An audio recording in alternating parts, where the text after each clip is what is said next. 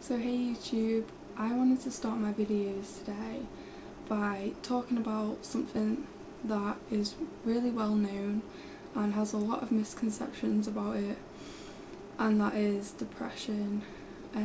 So depression is a mental health illness that usually most people think of as something that isn't really a problem, that it could just be, you know, you're just sad for a while and then you get over it. But depression really isn't actually like that. The thing is, with depression, it is a mental health illness, so it's really difficult for the sufferer in many different ways, because families don't really understand what it is and how they can actually help the person when they have clinical depression. The causes of depression could range from stressful life events such as bereavement, for example, to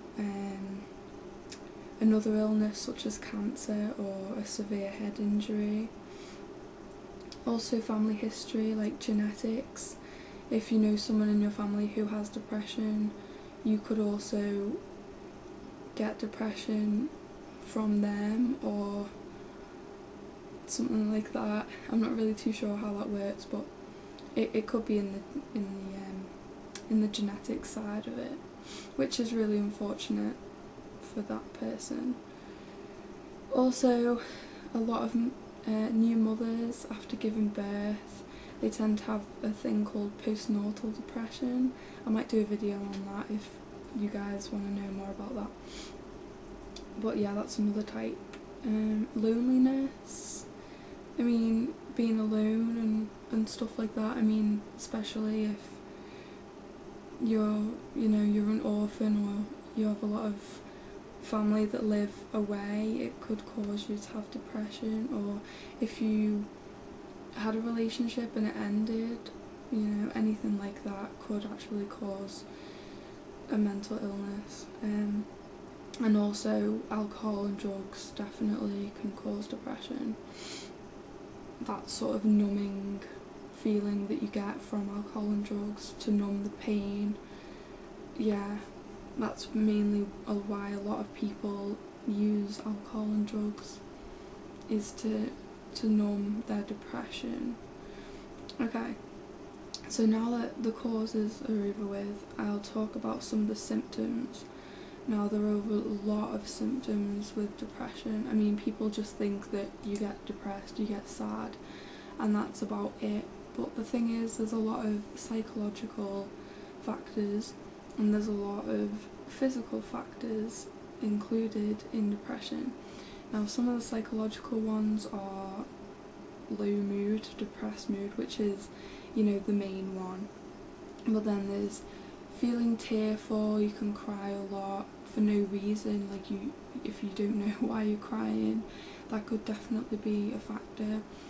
And also getting quite irritable or intolerant of others is another one. But having low self-esteem, low confidence is definitely another symptom. Feeling hopeless and helpless is definitely another symptom. Sorry if I keep looking over there, I'm reading a list that I wrote down before. And feeling like you don't get enough enjoyment out of life ever, or that you used to, and it's just sort of faded or gone away. Also feeling very anxious or worried about things a lot, like more than you used to. That could definitely be a symptom of depression. And probably the most severe is suicidal thoughts or self-harm, you know. Yeah, but it's mainly ones like low mood, sort of low confidence, and also feeling guilt-ridden and having no motivation in things and interests that you used to be interested in. You just feel sort of like you can't you can't push yourself to do those things that you used to love doing. For example, a person who likes to play a musical instrument doesn't have the motivation to turn up to the classes anymore, or doesn't even have the motivation to even touch the instrument anymore because they just don't see the point, they're too depressed to care. Yeah. So that is a very good example of no motivation. I mean, when people have depression and they have no motivation, sometimes it can get to the point where they just have no motivation to actually get out of bed in the morning, and it's just a chore every day to get up. And I know a lot of people probably think that's due to laziness, but with depression it really is quite severe if they physically can't get out of bed in the morning because it's that bad. So the physical symptoms of depression include sort of like moving around slowly, speaking more slowly, sort of like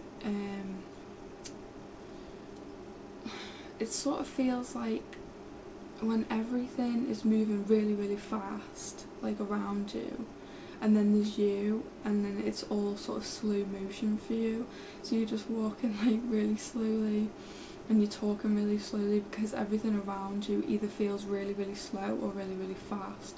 So it's kind of strange, that feeling. And also changing appetite and weight loss or weight gain depending on what sort of appetite you have, because a lot of people with depression will eat less or they will eat a lot more than usual, because that's just another way of coping, I guess. Also constipation and unexplained aches and pains are definitely a symptom physically of depression, because you're so exhausted mentally that things start happening to you physically because of it.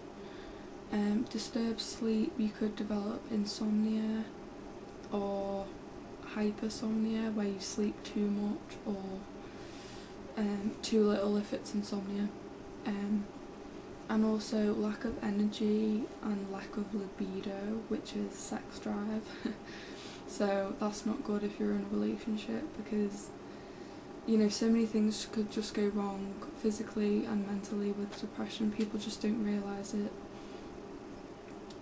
And then the social symptoms as well. I mean, you know, say if you're like really, really good at school and work and things like that, depression will just strip you from it completely.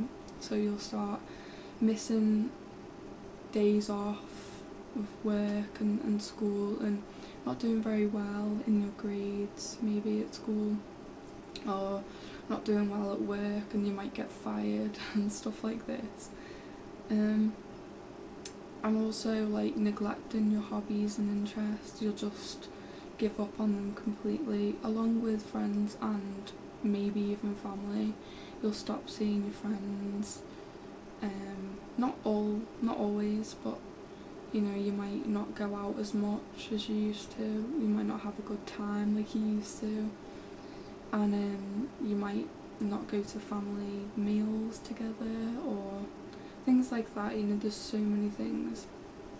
I'm just giving you a brief sort of definition of what depression is and what it can do. Yeah. And also at home, if you live with your family still, or whoever, I mean, it could be really difficult to actually just have a normal conversation with them if you're so in your depression. If anything could go wrong. There's different types of depression, but I'm going to do a different video about that. But for now, I'll just do these types. There are sort of mild depression, moderate and severe. I mean, there are different types as well, such as bipolar and seasonal affective disorder, but they're different altogether. But mild has some impact on your daily life, and then moderate has sort of an average significant sort of impact on your daily life, and then severe has like so much impact on your life that it could be impossible to actually get through everyday life, and you could also be hospitalised for that if it gets that severe. So if you have any questions that I didn't answer in this video, or to do with any other video that I should be making soon or that you want me to make, please send me a comment or anything. I want to make these videos to help people, so I hope you enjoyed watching this video, and until next time, thanks guys, bye.